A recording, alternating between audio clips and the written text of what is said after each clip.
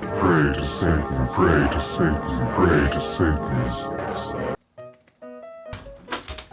Hey Billy, how's your little bum doing? Are you putting pressure off it just like the doctor said? Yeah, Mom, it's fine, thanks. Oh, and your cousin Dewey is coming over to say hi and see how you're doing. What? I don't want that fucking retard in my room! Billy, you be nice to your cousin. He came a long way just to see you and you better behave. Okay, fine! I'm not letting him touch my action figures, though. Okay, well you be good and call me if you need anything, okay, sweetie? Okay, thanks, Mom. So anyways, when I first got in the fitness industry and people, were negative towards me and hateful, I think I had the kind of impression, I had the mentality is, well, I was bullied as a child. I'll be damned if I'm going to be bullied as an adult.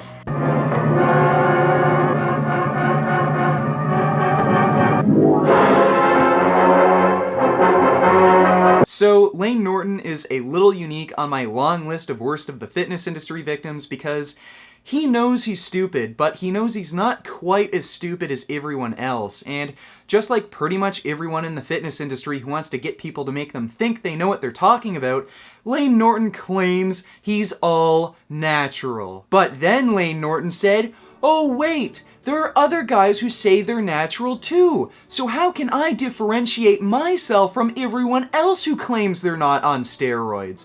Well, Layne Norton went out and got a PhD! And the great thing about having a PhD is you can overemphasize the significance of dietary protein and supplementation and claim that all of your athletic achievements, including an IPF world record, were due to your super scientific approach to diet and supplements and not steroid use. PhD!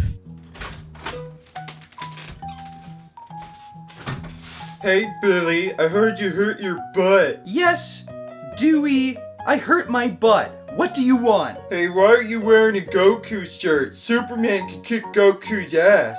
No, he couldn't, you fucking retard! Billy! Sorry, Mom! Now, I know honesty is a little bit difficult for you, Layne, but what do you think would be more useful in helping someone achieve a world record lift? Your diet coaching and protein supplements or steroids? I'm going to guess you'd say your coaching and supplements because you don't want anyone to think you're on steroids, and you've received funding from... My research that I did on protein intake and branched amino acids was funded by the Egg Nutrition Center and the National Dairy Council. The Egg Nutrition Center and the National Dairy Council. The Egg Nutrition Center and the National Dairy Council. The Egg Nutrition Center and the National Dairy Council. The Egg Nutrition Center and the National Dairy Council. The Egg Nutrition Center and the National Dairy Council. The Egg Nutrition Center and the National Dairy Council. The Egg Nutrition Center and the National Dairy Council. The Egg Nutrition Center and the National Dairy Council. The Egg Nutrition Center and the National Dairy Council. The Egg Nutrition Center and the National Dairy Council. Hey, what you looking at on your computer, Billy? Just some faggot called Layne Norton. He tries to get people to buy supplements because of some bullshit research he did. Wow, how stupid does he think people are? And this dumbass faggot even said a McDonald's diet can be healthy as long as you lose weight. Wow, that guy sounds fucking retarded.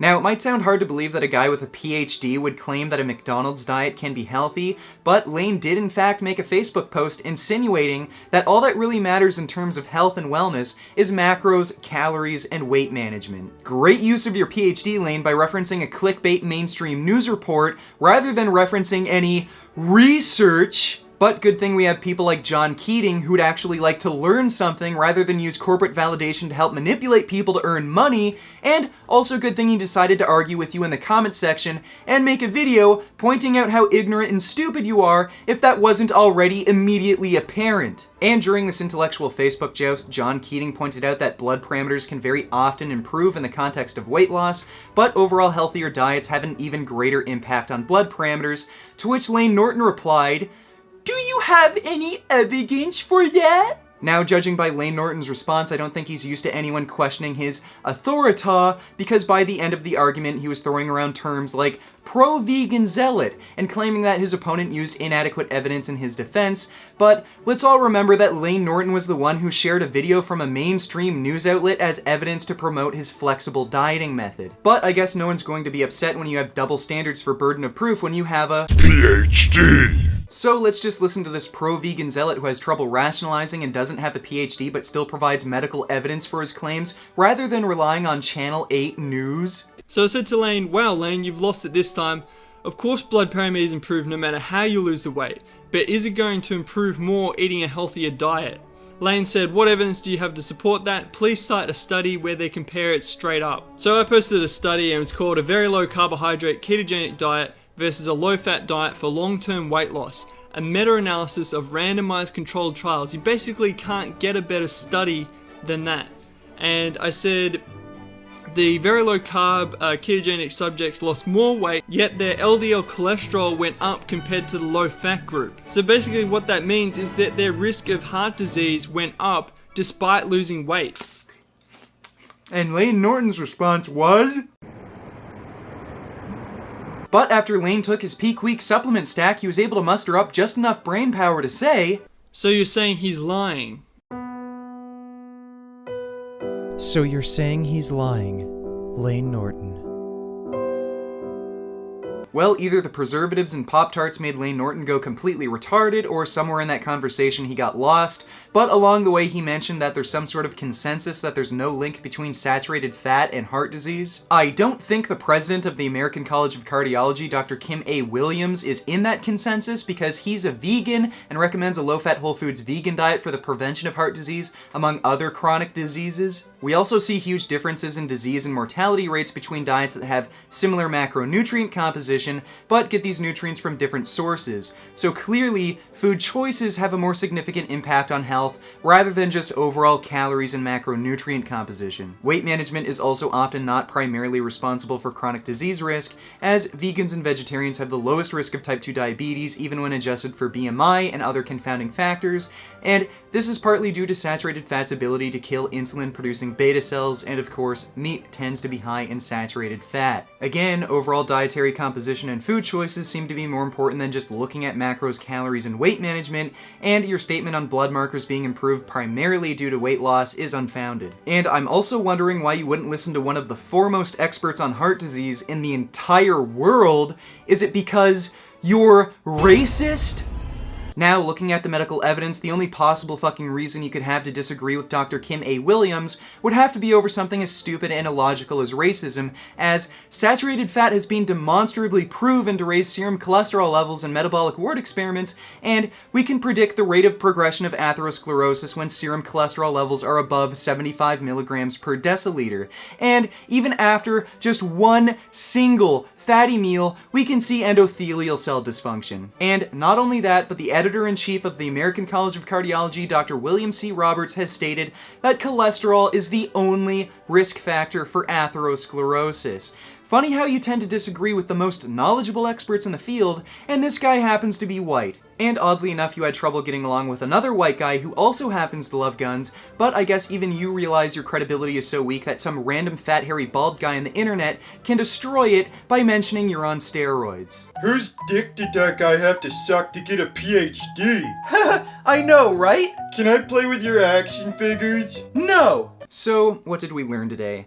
Today we learned that Layne Norton doesn't care if you're black or white, he just wants you to believe everything he says because he has a PhD and he's full natty bra. We also learned that having a PhD really doesn't mean shit, as it's just a form of corporate validation and in no way represents your actual knowledge.